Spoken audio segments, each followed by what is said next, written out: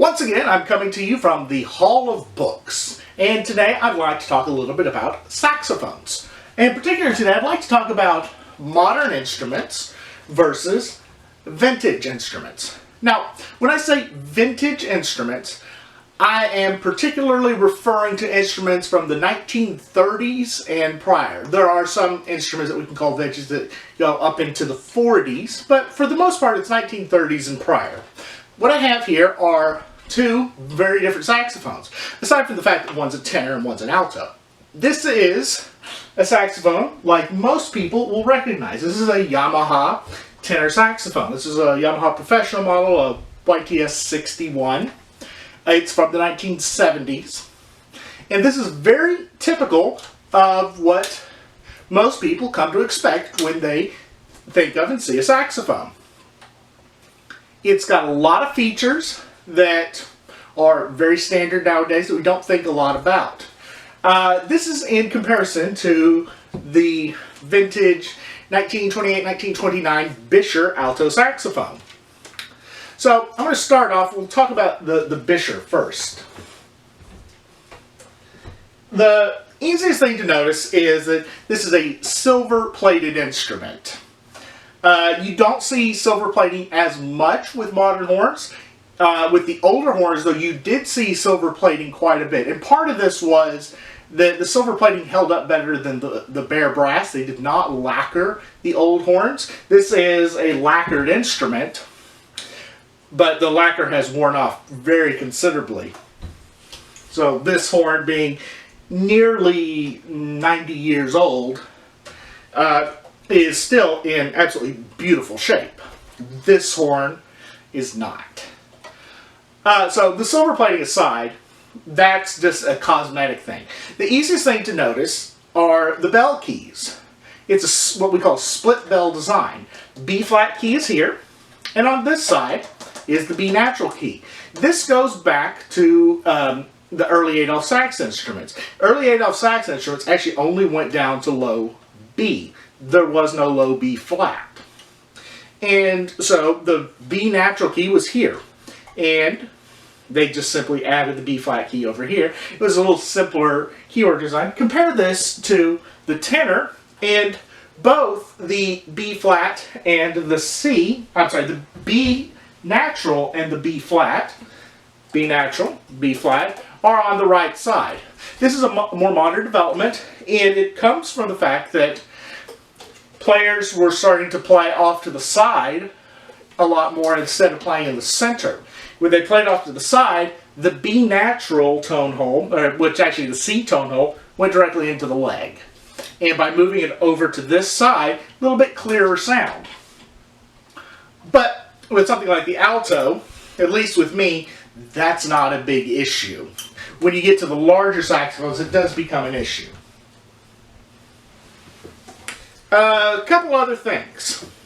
So there is one extra key on this instrument that disappeared probably after about the 1940s. You may see it last into the 50s as well.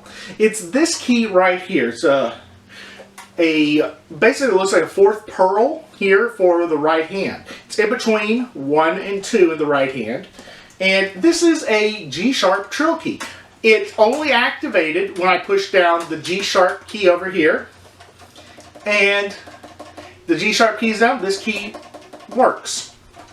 And I can just trill here instead of having to trill the pinky. It's not a terribly useful key, and it disappeared.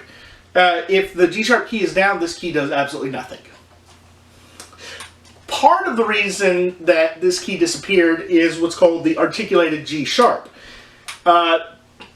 Articulated G-sharp, and this instrument has it. It's not nearly as complex as it will become in later instruments. Is when you press down the G-sharp key, that any key in the right hand will automatically close it.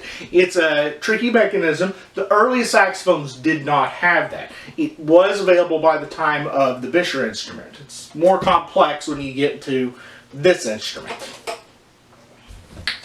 And that actually leads into the left pinky keys here.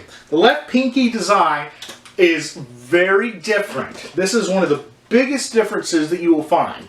Each of these keys is fairly independent, except for the fact that the B flat key here is interconnected to the B key. It just simply lies on top of the B.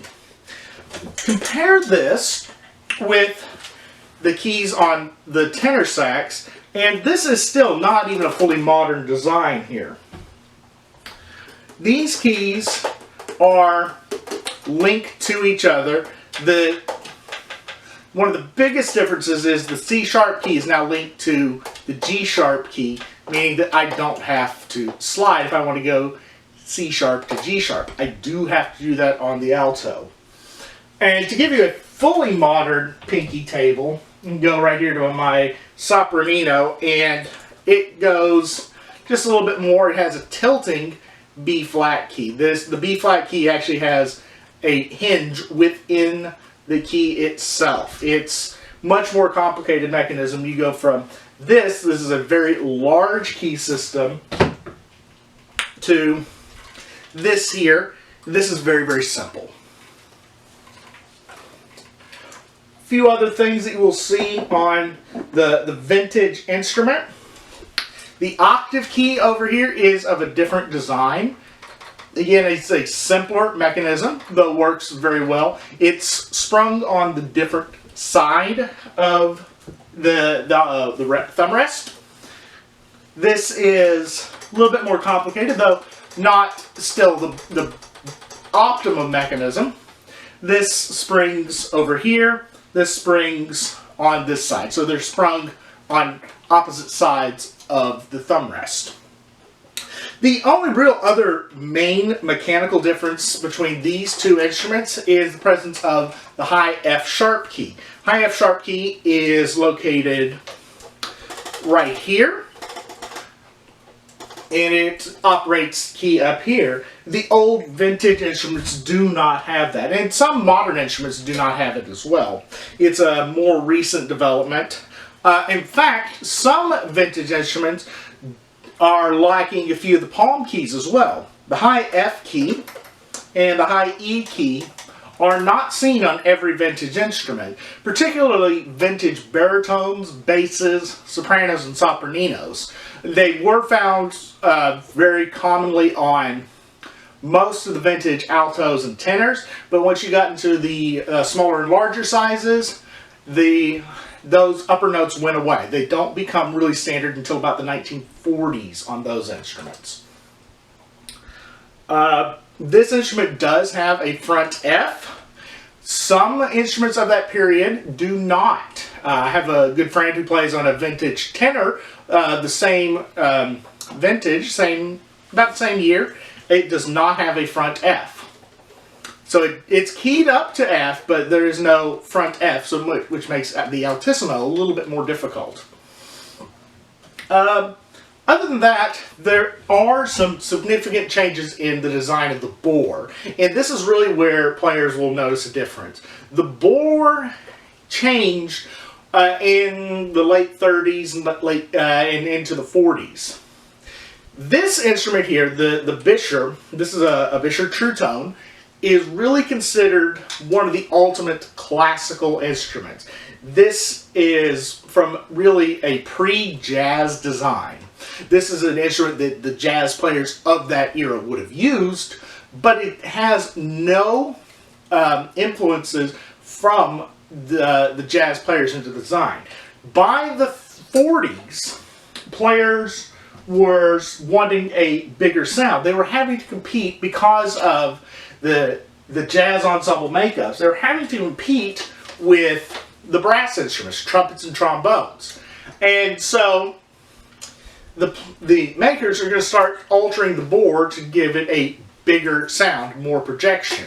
So these vintage Buescher True Tones are some of the last real saxophones of the original design.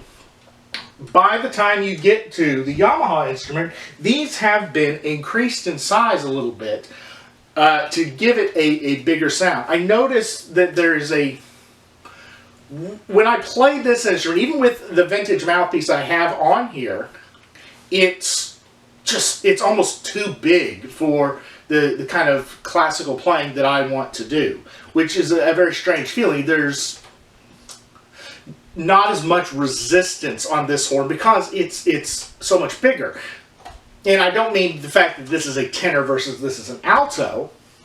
It's that this instrument is more constricted than this instrument were. If I were to scale this up, this would still be a smaller instrument. So the saxophone underwent a real change in design in the 40s and on into the 50s, and that's become the instrument we know. A lot of classical players will still use these 80, 90-year-old saxophones as their classical sound. If they want to play more jazz, they're going to go for something much more modern. It's really one of the few instruments where, wind instruments anyway, where the instruments from the 20s and 30s are still widely used by a lot of players. We don't see this a lot with clarinets, especially with oboes. Bassoon players will, but that was a real golden age of bassoon making. But the saxophones, particularly these good old Bueschers, are just fantastic instruments. If you're looking for a good saxophone, for a beginner, for a high school student, these things can be gotten for a few $100. I got mine for $300 and then put quite a bit of repair into it, but it is better made than anything you can get today of comparable value. When I had it at the repair shop getting a lot of work done, they kept saying, this is the best alto we've ever worked on, because it is